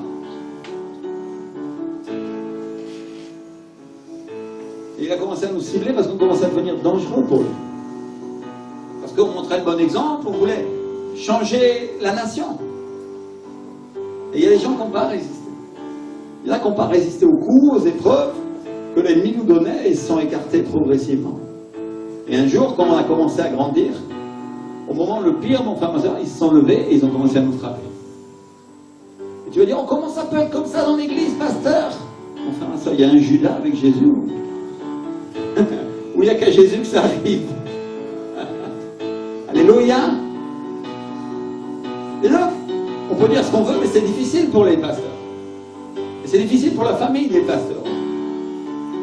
Parce qu'ils mettent tout leur cœur pour élever les brebis. Et quand il y a des gens que tu aimes et qui d'un seul coup ils changent, ils commencent à te trahir, ils commencent à se mettre contre toi alors que tu les as aidés pendant des années, ça t'affecte. Tu peux dire ce que tu veux, tu peux dire que ça te fait rien, mais tout simplement en fait ça te brise le cœur. C'est vrai ou c'est pas vrai? C'est vrai. Ceux qui pensent que les pasteurs ils n'aiment pas leurs brebis, ils se trompent parce qu'en réalité toute leur vie tourne autour d'elles. Toute la vie d'un pasteur, le pasteur donne sa vie pour ses brebis. Il pense à elles toute la semaine, il prie pour elles, il jeûne pour elles, il cherche Dieu pour eux, mais aussi pour elles. Parce qu'ils veulent être prêts à donner le meilleur de ce qu'ils trouvent en Dieu pour qu'elles reçoivent et pour qu'elles grandissent et qu'elles aient la vie. Alléluia. Ça c'est un pasteur qui s'attend à un résultat au milieu du troupeau. Il y en a qui pensent que le pasteur, on n'a rien à faire demain. Enfin, ma soeur, tu te trompes. Le pasteur attend une seule chose, que tu deviennes comme lui et que tu deviennes plus encore. Alléluia. C'est son désir. Il veut que tu grandisses. Et quand une brebis s'écarte du troupeau, quand elle commence à faire ce qu'elle veut, ou à faire n'importe quoi, ça ne se voit pas forcément, mais le cœur du pasteur est affecté. Ou le cœur des leaders, ou le cœur des anciens, ou le cœur de la famille du pasteur est affecté. Et ça ne se voit pas forcément, mais son cœur est là, il est blessé. Sinon, ça ne serait pas un vrai pasteur. Et le pire qui peut arriver, c'est quand le diable s'empare de quelqu'un, ou de quelques-unes d'entre elles, et elle se lève pour l'attaquer, pour attaquer la main qui les nourrit. Tu as déjà été mordu par l'animal que tu nourrissais? C'est pas agréable, non? Le chien à qui tu donnes à manger, et d'un seul coup, au lieu de remuer la queue quand il te voit, il te mord. Ah, t'as plus envie de le caresser après, hein. Il est plus très gentil. Hein. Non? C'est comme ça. Et des fois, quand tu t'es occupé du troupeau, tu as risqué toute ta vie pour lui, tu as souffert pour lui. Le pire qui peut t'arriver, le pire qui peut arriver à un pasteur, c'est quand des brebis de son troupeau se retournent contre lui. Tu ne peux pas imaginer la souffrance que ça lui cause. Et non seulement ça lui fait mal, mais en plus il se pose des questions. Pourquoi eux, après tout, qu'est-ce que j'ai fait? Je leur ai même pas volé un âne. Ce que dit la parole, non? Ce que dit le prophète. Et maintenant ils veulent un roi, ils veulent être leur propre roi. Et moi je voudrais parler aux pasteurs qui écoutent ce message. Je voudrais leur dire que souvent c'est pas eux qui ont fait. Mais c'est ces personnes qui se lèvent contre eux qui ont fait précisément. Mal. Ils ont mal fait, ils se sentent coupables en te voyant pour mieux se cacher, pour mieux dissimuler leur propre péché. Pour mieux dissimuler leur culpabilité à la place de se repentir, au lieu de dire au pasteur, tu as raison et je devrais demander pardon à Dieu. Non, ils attaquent le pasteur. Ils attaquent la famille du pasteur. C'est vrai ou c'est pas vrai? Oui. Et si on y réfléchit, est-ce que c'est pas ce que font les gens du monde? Oh, parlez pas d'homosexualité, parlez pas d'alcoolisme, parlez pas d'incrédulité, ne dites pas le mot péché. Ne le dites pas. Pourquoi? Parce qu'ils veulent pas l'entendre. Parce qu'ils trouvent que c'est bien. Dites pas péché, surtout ne dites pas que Dieu existe. C'est pas ça qu'ils font les gens du monde, mon frère, ma soeur. Ils font exactement ça. Ou alors dites que Dieu existe, mais alors dites que c'est Allah, ou dites que c'est Bouddha. Je lisais un article, mes frères et sœurs, ces derniers temps, qui disait que les gens se sentaient blessés quand on leur disait que c'était un péché. C'est incroyable. Et le problème d'un pasteur, c'est qu'il passe son temps à prêcher l'évangile. Alors forcément, il va être la cible de celui qui fait mal, forcément, il va être la cible de celui qui ne veut pas changer. Il a beau être résistant, ça reste un être humain. Il peut avoir mal, il peut être blessé. Il y en a qui se sentent blessés parce qu'on leur dit la vérité. Et nous, on n'aurait pas le droit d'être blessé quand on fait mal. Ça, c'est fou, non? Le pasteur, il doit être parfait, non? Toi, tu as le droit d'être blessé quand on te dit que tu fais pas bien et que tu devrais demander pardon à Dieu. Oh, je suis blessé, pasteur. Vraiment, c'est incroyable. Tu n'es pas un homme de Dieu. Vous avez entendu des gens comme ça dans l'église? Ça arrive? Mais non. Et nous, on n'aura pas le droit d'être blessé quand une personne nous fait mal et nous accuse de quelque chose qu'on n'a pas fait. Bien sûr qu'on est blessé. Bien sûr. Et donc quand ça arrive, quand quelqu'un te blesse ou te trahit pour une raison qui n'est pas juste, alors tu lui as fait du bien, alors tu t'es occupé de lui. Des fois, au détriment de ta famille, tu peux ressentir un moment tout ce qu'a pu ressentir Jésus quand Judas l'a trahi. Parce que Jésus, qui est notre Seigneur, qui est le pasteur des pasteurs, il a mis sa confiance en Judas, et il savait que Judas allait le trahir. Et il le savait d'avance, et quand même ça lui faisait mal. Et il le prophétise d'avance, parce que on peut lire au travers de David dans les psaumes, celui-là même avec qui j'avais été en paix, qui avait ma confiance et qui mangeait mon pain, lève le talon contre moi, c'est le psaume 41. Alléluia. David l'a vécu en avance de ce que Jésus allait vivre avec Judas Iscariote, mon frère, ma soeur. Et Judas, il avait la confiance de Jésus, il lui laissait l'argent alors qu'il était voleur, et d'un seul coup son péché l'atteint, d'un seul coup ce qu'il n'a pas voulu changer, ou ce qu'il n'a pas réussi à changer devient un instrument entre les mains du diable, et il le vend pour 30 pièces d'argent. Ouh! Ah, t'avais pas pensé que j'allais prêcher sur Judas Iscariote aujourd'hui, mon frère, ma soeur. Mais pas seulement. Alléluia! Combien ils savent ici que les gens tombent à cause d'une raison? Vous savez ces choses-là? Il y a une raison dans leur cœur qui fait qu'ils tombent. Et ils commencent à se détourner de Dieu et ils commencent à accuser les gens qui servent le Seigneur correctement. Je parle du pasteur aujourd'hui, mais ça pourrait être le leader, ou ça peut être la chrétienne qui est assise au fond de l'église et qui fait bien, et qui n'a pas une vie parfaite, mais simplement sa seule présence face à une personne qui commet le mal dérange. Vous savez que la présence de quelqu'un qui fait bien dérange ceux qui font le mal? Combien ont été dans des entreprises, parfois en étant des croyants, et d'un seul coup, les gens qui aimaient le mal, qui pratiquaient le mensonge, eh bien, se sont détournés de nous immédiatement, ils nous ont mis à part. Pourquoi? Parce que nous faisons le bien. Ça les dérange que tu respires et que tu sois à côté d'eux, mon frère, ma soeur. Et tu penses que dans l'église, quand un croyant commence à se détourner de Dieu, il va se sentir bien à côté de toi quand toi tu es en train de faire bien? Ben non, mon frère, ma soeur, il va essayer de se cacher. Si nous nous cachons de Dieu parfois. Bien sûr, on se cache tous de Dieu quand on commet des péchés. Et le Seigneur nous pardonne quand nous nous approchons de lui à nouveau. Alléluia! Gloire à Dieu! Mais celui qui ne veut pas se repentir, il y a une raison dans son cœur qui fait qu'il chute. Dis avec moi, il y a une raison.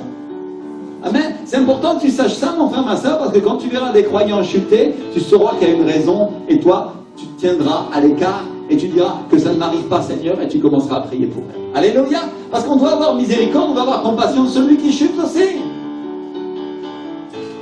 Et donc Judas, le bien-aimé Jésus, celui qui avait sa confiance, celui qui mangeait dans son plat. Parce qu'il trempait, la Bible dit qu'il trempait le pain dans son assiette. Il faut avoir vraiment confiance en quelqu'un pour qu'il trempe le pain dans ton assiette. Tu le laisses faire ça, pasteur? Tu laisses quelqu'un que tu ne connais pas mettre le pain dans ta soupe et après... Non, hein? Moi je le tape. Hein? Je lui mets un coup de cuillère. Eh oui, hein? Et Judas Iscariote, mon frère, ma soeur, il mettait le pain et il le trempait dans la soupe de Jésus et Jésus le laissait faire. Et Judas, il va au Sanhédrin, il va au tribunal religieux et il vend son maître pour 30 pièces d'argent. Il est là et il dit, tenez, celui que vous recherchez, je vais vous conduire à lui. D'un seul coup. D'un jour au lendemain, il change. La Bible dit que le diable entre en lui et il commence à changer. Et pour 30 pièces d'argent, pour le péché qu'il n'a pas changé, et ça fait de lui un traître, vous comprenez? Et il le livre à la mort, il le livre à ses accusateurs, il le livre à ceux qui l'accusent injustement pour un prix dérisoire. Et je ne sais pas si ce qui fait le plus mal à Jésus, c'est le fait que Judas perde ou si c'est la somme dérisoire pour laquelle il le fait. Il y en a qui vont dire, oh, c'est Judas. Pourtant, la Bible dit que Dieu l'avait créé pour être le fils de la perdition. C'est-à-dire Jésus savait que c'était lui. Il savait qu'il fallait bien quelqu'un aussi pour qu'il aille à la croix. Et quand une brebis trahit un pasteur, ou trahit un leader, ou quand un frère te trahit dans l'église, ben c'est comme recevoir les coups de couteau d'un petit Judas. Et c'est recevoir les coups de couteau d'une personne qui dit « J'ai aucune considération pour ce que tu as fait pour moi. J'ai aucune considération pour ta vie. J'ai aucune considération de ce que tu fais pour Dieu. Et moi, je sais et je peux me permettre de juger. » Et je ne sais pas si le pasteur, il a mal à cause du manque de valeur, à cause du manque de respect dont fait preuve la personne. Ou si c'est à cause du manque de valeur pour Dieu, ou pour la parole, ou pour le royaume de Dieu, qu'il aime tant, mon frère. Parce que pour un pasteur, le royaume de Dieu, c'est ce qu'il y a de plus haut et de plus élevé, au point qu'il a donné toute sa vie pour servir le Seigneur.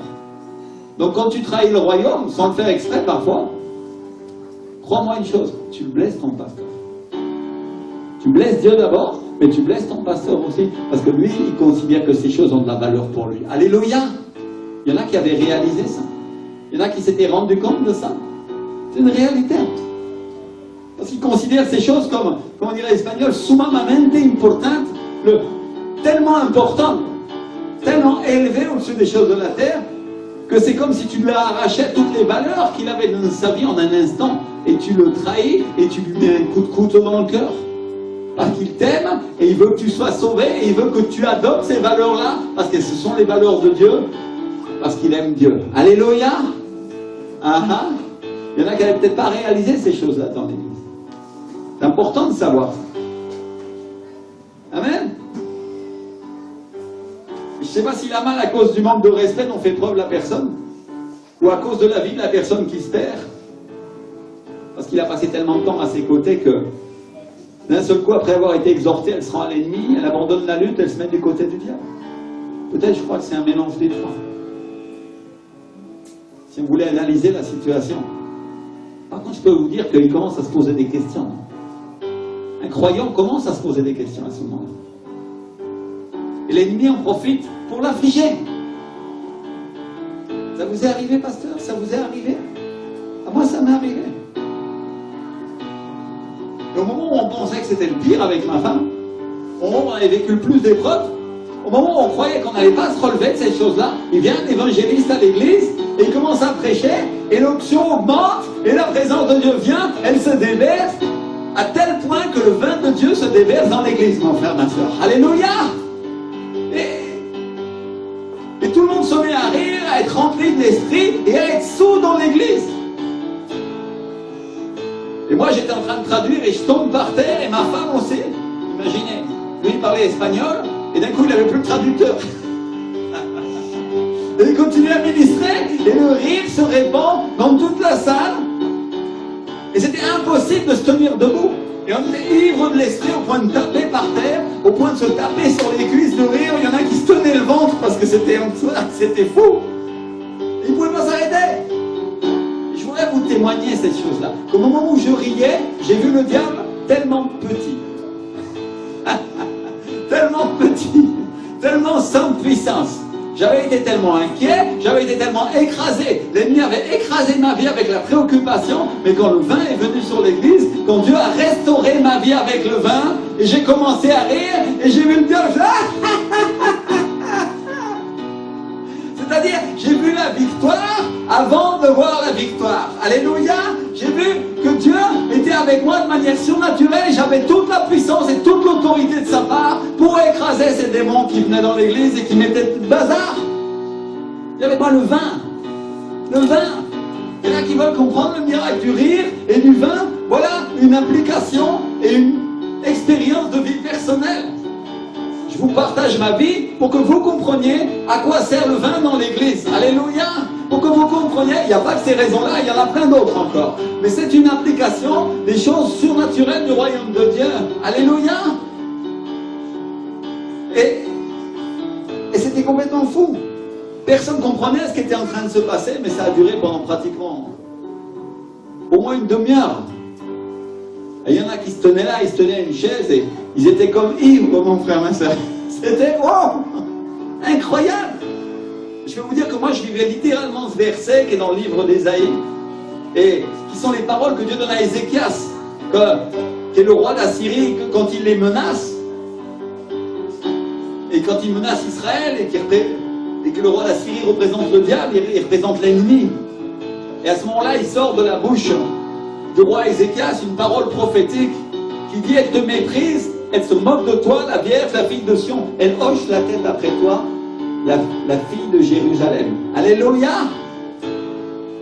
Vraiment, je vivais ça spirituellement, c'est-à-dire j'étais en train de dire vraiment, qu'est-ce que tu peux contre moi, diable? Ça n'a pas de valeur, tout ce que tu as pu faire, tu as pu détruire des membres de l'église, tu as pu détruire des personnes, mais tu ne vas rien faire. Bien sûr, dans ce verset, tu vas trouver qu'il parle d'Israël, mais Israël, la fille de Sion, elle représente l'église. Et ensuite, il lui dit: qui as-tu insulté, outragé, contre qui as-tu élevé la voix, tu as porté les yeux en haut sur le sein d'Israël. C'est Ésaïe 37, 23. C'est-à-dire, diable, t'as cru que t'allais faire quoi en frappant les pasteurs? T'as cru que t'allais faire quoi en frappant les autorités, en frappant les chrétiens spirituels dans l'église? Parce que c'est à Dieu que tu t'en prends. Alléluia! C'est à Dieu! Alléluia, on prend ça, le vin. Le vin a la puissance de restaurer ta vision et de contredire le diable. Alléluia! À ces moments-là, je vivais ces paroles pour que l'ennemi soit... On lui ferme la bouche. Alléluia! Parce qu'il m'avait opprimé, il avait opprimé l'église, il avait opprimé les membres de l'église, et le vin est venu sur nos vies, et on a commencé à rire. Et on a eu la victoire avant d'avoir la victoire, mon frère. Alléluia! Le bon samaritain, qu'est-ce qu'il met dans les blessures de celui qui a été battu par des voleurs? Qu'est-ce qu'il met dans les blessures de celui qui a été battu par les démons? Qu'est-ce qu'il met dans les blessures de celui qui a été battu par le diable pour le guérir? Il met quoi?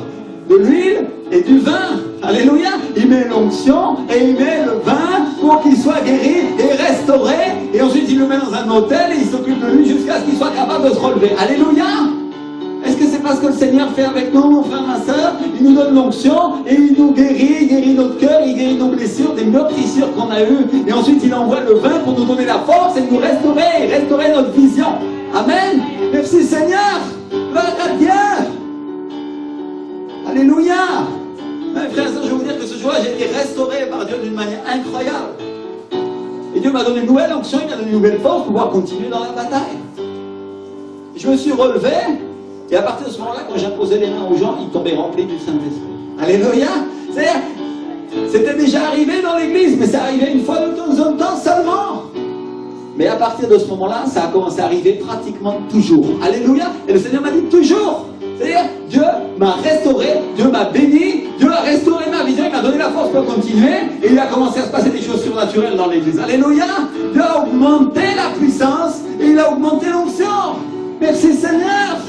Tu vas dire à quoi sert la souffrance, mon frère, ma soeur? La souffrance sert à traiter ton cœur, la souffrance sert à restaurer ta vie pour que tu sois un chrétien ou une chrétienne ferme. Alléluia. Et l'huile va servir à le guérir et le vin va servir à te donner la force. Merci Seigneur. Alléluia. Gloire à Dieu.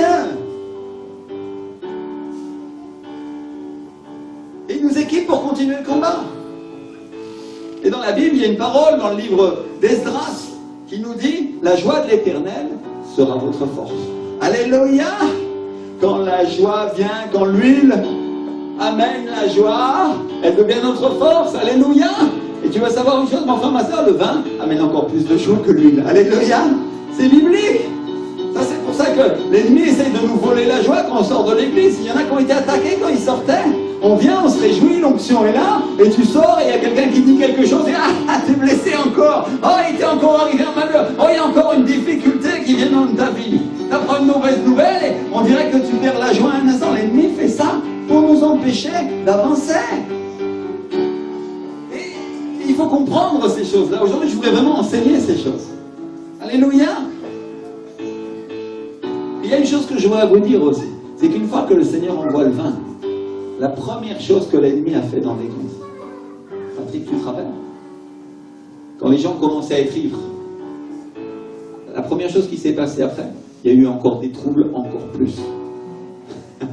Pourquoi? Parce que l'ennemi veut que tu sois dégoûté du vin. Il veut que tu te dises, ah bah si c'est ça qui se passe après que j'ai été béni et restauré, alors moi j'en veux plus. Mais mon frère, ma soeur, le vin te restaure et te bénit et nous a donné la capacité de supérer ça et nous avons dépassé ça et nous sommes allés plus loin encore après. Alléluia. Le vin, dis avec moi le vin. Le vin a la puissance de nous restaurer. Merci Seigneur. Il y a une chose que j'aime bien avec les alcooliques, c'est qu'ils sont fidèles. Ils vont toujours au même bar, ils vont toujours à la même bouteille pour boire. Alléluia. Il n'y a rien à faire. Et mes frères et sœurs, je ne dis pas de boire de l'alcool, mais nous pouvons boire le vin du Saint-Esprit toujours dans notre église. Alléluia. Nous pouvons être remplis avec l'huile et avec le vin pour être dans la bénédiction tous les jours. C'est ce que les chrétiens devraient faire. Ils devraient être fidèles toujours à leur église, toujours venir recevoir là où ils ont bu la première fois, parce qu'ils vont boire encore. Alléluia. Merci Seigneur. Et ça marche comme ça. Alors on n'a pas besoin de l'alcool du monde pour nous enivrer, mais on a le vin du Saint-Esprit. Amen. Merci Seigneur. Gloire à Dieu. Si tu veux savoir, les disciples eux-mêmes, ils ont été restaurés. Après qu'ils ont vécu la mort et la résurrection ou la crucifixion de Jésus, et on peut dire qu'ils ont été abattus parce qu'ils ont vu leur maître mourir, et ensuite ils ont pensé que tout était fini, ils ont été affligés dans leur âme, et même après avoir vu Jésus ressusciter, je peux te dire qu'ils avaient du mal à se tenir encore. Qu'est-ce que le Seigneur a fait à ces moments-là? Parce qu'ils se sont réjouis pour un temps avec lui, et dès qu'ils ont quitté les Jésus des yeux, dès qu'ils ont été séparés, au moment où Jésus est monté au ciel, le regard, sûrement comme n'importe quelle personne sur la terre, a commencé à se tourner vers les choses du quotidien, a commencé à se tourner vers les choses de la terre. Et qu'est-ce que Dieu leur a donné? Il leur a donné le Saint-Esprit le jour de la Pentecôte, et il leur a donné du vin, mon frère, ma soeur. Alléluia!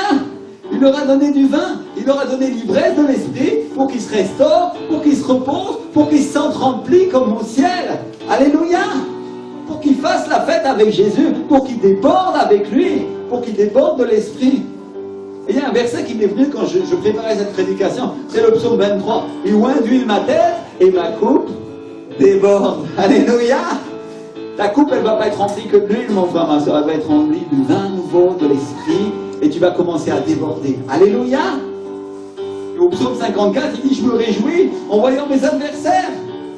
C'est le vin. Fais couler le vin, Seigneur, envoie le vin dans ma vie pour que j'aie la victoire et que je puisse me réjouir en voyant l'ennemi se placer contre moi parce que je sais que je vaincrai. Amen. Merci Seigneur. Et il y a une particularité au vin qu'on trouve au psaume 114 qui nous dit, le vin qui réjouit le cœur de l'homme et fait plus que l'huile resplendir son visage. Alléluia. Plus que l'onction, mon frère, ma soeur. Tu vas briller de la gloire de Dieu quand tu auras bu le vin de l'Esprit, plus qu'avec l'onction encore. Dieu va te donner une brillance incroyable de la part de Dieu pour que tu sois rempli du Saint-Esprit. Amen, merci Seigneur. Et la bonne nouvelle, c'est qu'il va y en avoir pour tout le monde. Il va y avoir quantité de vin. Le prophète Ésaïe nous dit que l'Éternel des armées prépare à tous les peuples, il n'y avait pas à tous les peuples. À tout le monde. Sur cette montagne, qui est une montagne de prière, on pourrait dire un festin de vin vieux et clarifié de mets succulents. Alléluia! Et la Bible nous dit que le vin ne va pas manquer, parce que si je regarde le verset qu'on a lu tout à l'heure, dans le mariage de Cana, qu'est-ce que Jésus a fait? Il a pris l'eau, il l'a mis dans les jarres et il l'a transformée en vin. Et cette eau représente la parole, mon frère, ma soeur. Jésus prend l'eau, prend la parole et il la transforme en vin. Alléluia! Il faut comprendre ce miracle. Que Dieu prend la parole qui est spirituelle, il prend la parole qui est esprit, il la transforme en vin dans l'Église, il la transforme en vin de l'esprit. Il en fait quelque chose qui nous énivre, il en fait quelque chose qui nous rend la joie. Alléluia! Merci Seigneur. Je voudrais dire, mon frère, ma soeur, que j'étais en train de prier ce lundi. Et je ne passais pas forcément des bons moments. J'ai mon lot d'épreuves aussi. Mais le Saint-Esprit m'a dit la chose suivante. Il m'a rappelé ce qui s'est passé. Il m'a dit, je vais venir comme ça sur ton église. Alléluia! Je vais venir comme ça sur ton église, m'a dit l'Esprit. Je voudrais qu'on se lève et on commence à prier et dire au Seigneur, envoie le vin, Seigneur. Envoie le vin sur ma vie, Seigneur. Envoie le vin, mon Dieu. Envoie le vin, Seigneur Jésus. Envoie le vin, mon Dieu. Aujourd'hui, je sois rempli de l'Esprit. Aujourd'hui, je sois, Seigneur, comme dit la Bible, Seigneur, ivre de l'Esprit, Seigneur.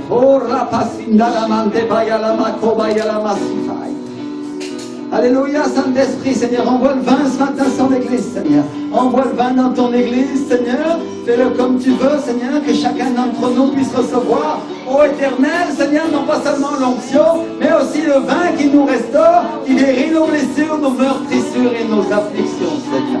Au nom de Jésus de Nazareth, au nom de Jésus. Au nom de Jésus. Alléluia. Mon frère Patrick, approche-toi un instant. Parce que tu as été meurtri, tu as été battu. Et le Seigneur dit qu'il veut te restaurer aujourd'hui. Je vois quelqu'un se tient derrière lui un instant. Et s'il te plaît, approche-toi.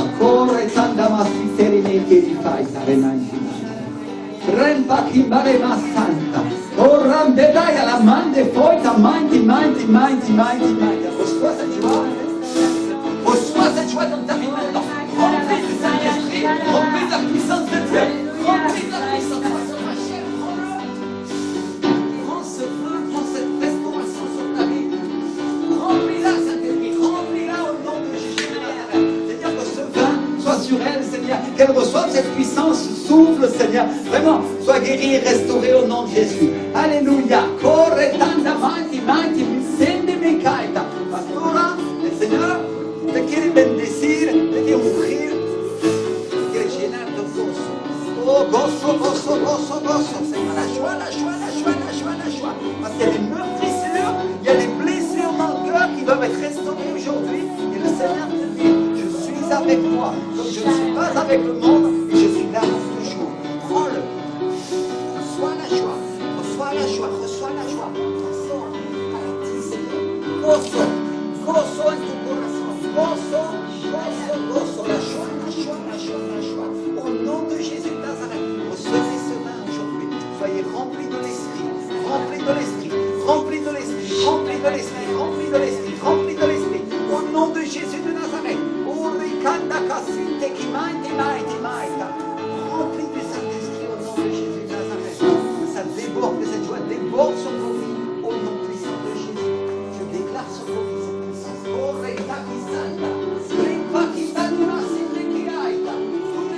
Toute l'église prie. Le vin, envoie le vin, Seigneur, sur ma vie aujourd'hui, Seigneur. Envoie le vin sur ma vie, Saint-Esprit. Envoie le vin. Envoie le vin, mon Dieu. Envoie le vin, Seigneur. Envoie le vin. Après l'affliction, Seigneur, je sois restauré. Après l'affliction, Seigneur, je commence à rire. Comme Sarah, Seigneur, a commencé à rire, Seigneur. Le vin sur ma vie, au nom de Jésus. Oh,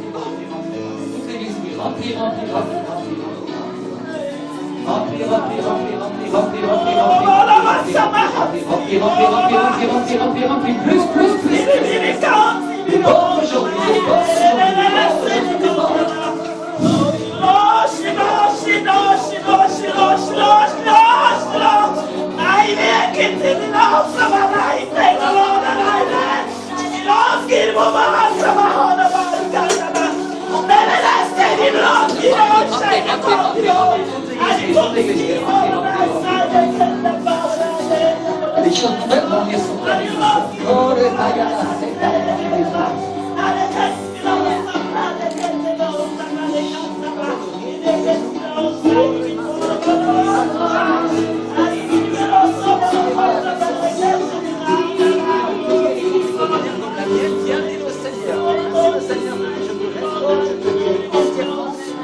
Marcher sur tes deux pieds, le Seigneur te dit, tu seras une chrétienne forte dans l'église.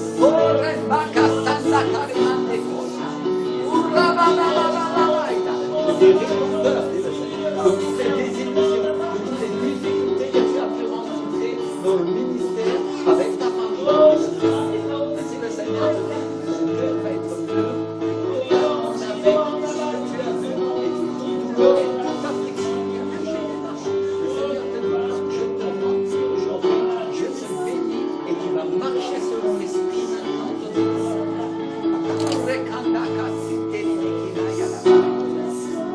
Souffle Saint-Esprit.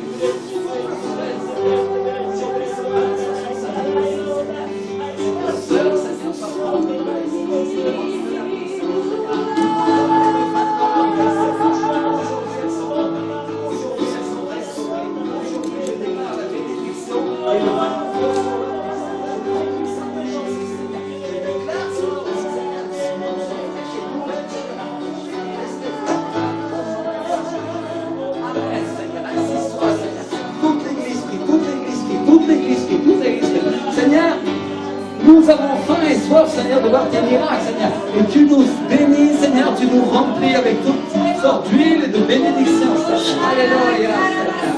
Et nous avons vu, Seigneur, les paroles prophétiques venir. Et nous avons vu, Seigneur, la libération venir. Et nous avons vu la guérison venir. Et nous avons vu l'onction couler, Seigneur. Et nous entendons, Seigneur, les visions, Seigneur, nous les voyons, Père. Alléluia. Et nous avons des rêves, Seigneur, et nous parlons langue, Père. Alléluia. Envoie le vin encore sur l'église, Saint-Esprit. Envoie le vin, Seigneur, au nom de Jésus de Nazareth, Seigneur. Envoie le vin, Seigneur, au nom de Jésus-Christ, Seigneur. Alléluia, Père. Envoie ta puissance, Seigneur, pour que nous soyons restaurés et nous voyons cette victoire avant la victoire au nom de Jésus de Nazareth, Seigneur. Nous savons que les temps d'affliction et d'épreuve sont inévitables, Seigneur, mais nous avons besoin de ce vin pour vivre, Père. Au nom de Jésus, Seigneur. Alléluia. Toute l'église prie et demande le vin. Oh, Ramasindari Mandefoya Lamaya Lamashekala. Remplis jusqu'à déborder. Remplis au nom de Jésus de Nazareth. Remplis. Oh, Kobarema Kefoya Lama Tekarimande Koya Lama Seya Lama. Oh, Kaya Shekarimande Koya Lama Seya. Urabakasanda Karimande Koyo Sodo Karimande Koya Resai. Oh,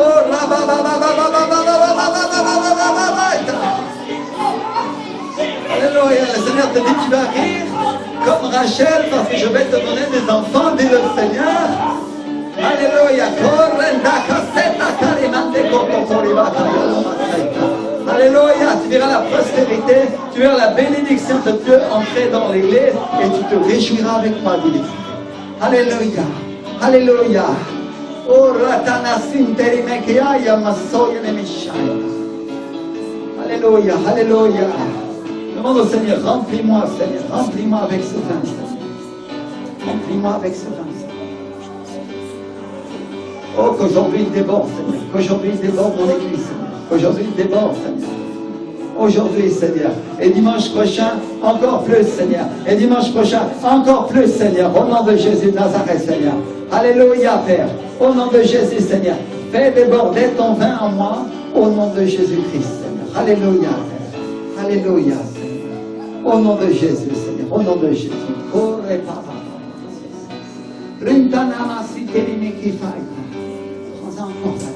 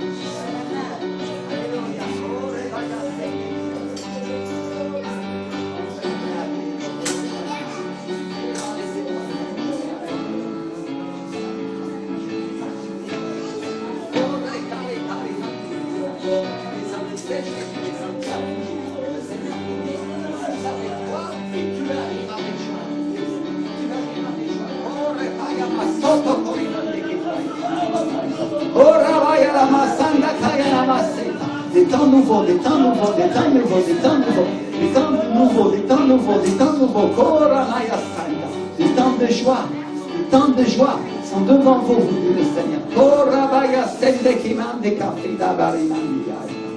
Oh, rabababababa. Et toute l'église prie, toute l'église prie, toute l'église prie. Remplis du Saint-Esprit, mon Dieu. Remplis. Remplis, remplis, remplis, remplis, remplis, remplis, remplis. Oh, Rameka Madaya, Seta Karamaya Mashi. Remplis, remplis, remplis, remplis, remplis. Oh, Corre, papa, papa, papa, papa, papa, papa, papa. Remplis, remplis, remplis, remplis, remplis, remplis, remplis, remplis, remplis, remplis, remplis. Koramaya Santa Kaya Sheka. Plus, plus, plus, plus, plus, plus, plus, plus, plus. Oh, Ranakasita Rimandi. Alléluia, Seigneur. Alléluia. Alléluia. Alléluia. Alléluia. Alléluia. Alléluia. Alléluia. Alléluia. Nous exaltons, Seigneur, nous glorifions ton Saint-Nom, Seigneur, parce que tu agis avec puissance. Et ton onction est là, Seigneur. Alléluia, Seigneur. Alléluia, mon Dieu. Alléluia. Oh, Rama, mama, mama, mama, mama. Oh, Rama, mama, mama, mama. La joie revient après les temps d'affliction et de douleur. Sois puissamment restauré aujourd'hui, sois puissamment guéri, sois renouvelé, sois transformé par le vin de l'Esprit, qu'aujourd'hui tu puisses boire et tu boiras encore. Alléluia. Et tu boiras encore, et tu boiras encore, et encore, et encore. Alléluia. Alléluia. Seigneur, ta présence, Seigneur, ton onction, Seigneur. Nous avons soif. Et nous avons faim, Seigneur. Alléluia. Juste lève tes mains. Et dis-lui, Seigneur Jésus, merci, Seigneur. Merci pour ta vie. Merci, Seigneur. Ta présence vienne, mon Dieu. Que ta présence vienne. Que ta présence vienne. Sois restaurée, ma sœur, te dit le Seigneur. Restaurée aujourd'hui, au nom de Jésus. Les temps d'affliction sont finis. Les temps de bénédiction sont devant toi. C'est la puissance de Dieu qui vient.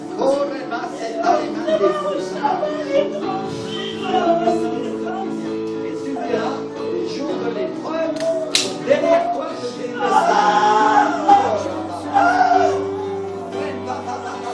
L'affliction s'en va. Je quitte maintenant au nom de Jésus. Et si tu ne seras plus affligé, te dit le Seigneur, mais on t'appellera béni, on t'appellera restauré, on t'appellera guéri, on t'appellera source de bénédiction, dit le Seigneur.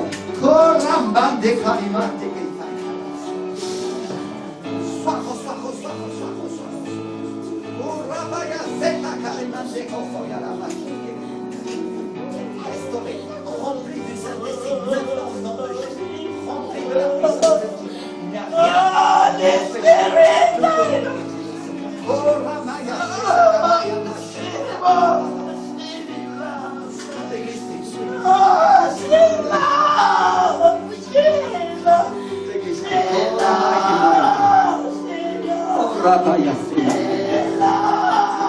Et nous exaltons et nous glorifions ton nom. Aujourd'hui, Seigneur, nous voulons déclarer, Seigneur, que ces temps d'affliction sont finis, Seigneur.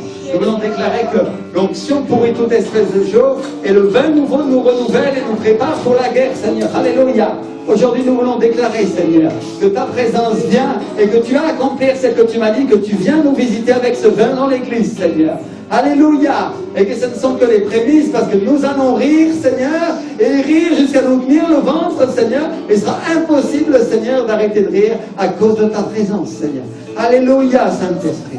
Aujourd'hui, nous déclarons, Seigneur, que tu nous visites avec puissance, Seigneur. Nous prophétisons d'avance, Seigneur, ce qui va venir dans les temps à venir et que tu m'as annoncé, Seigneur.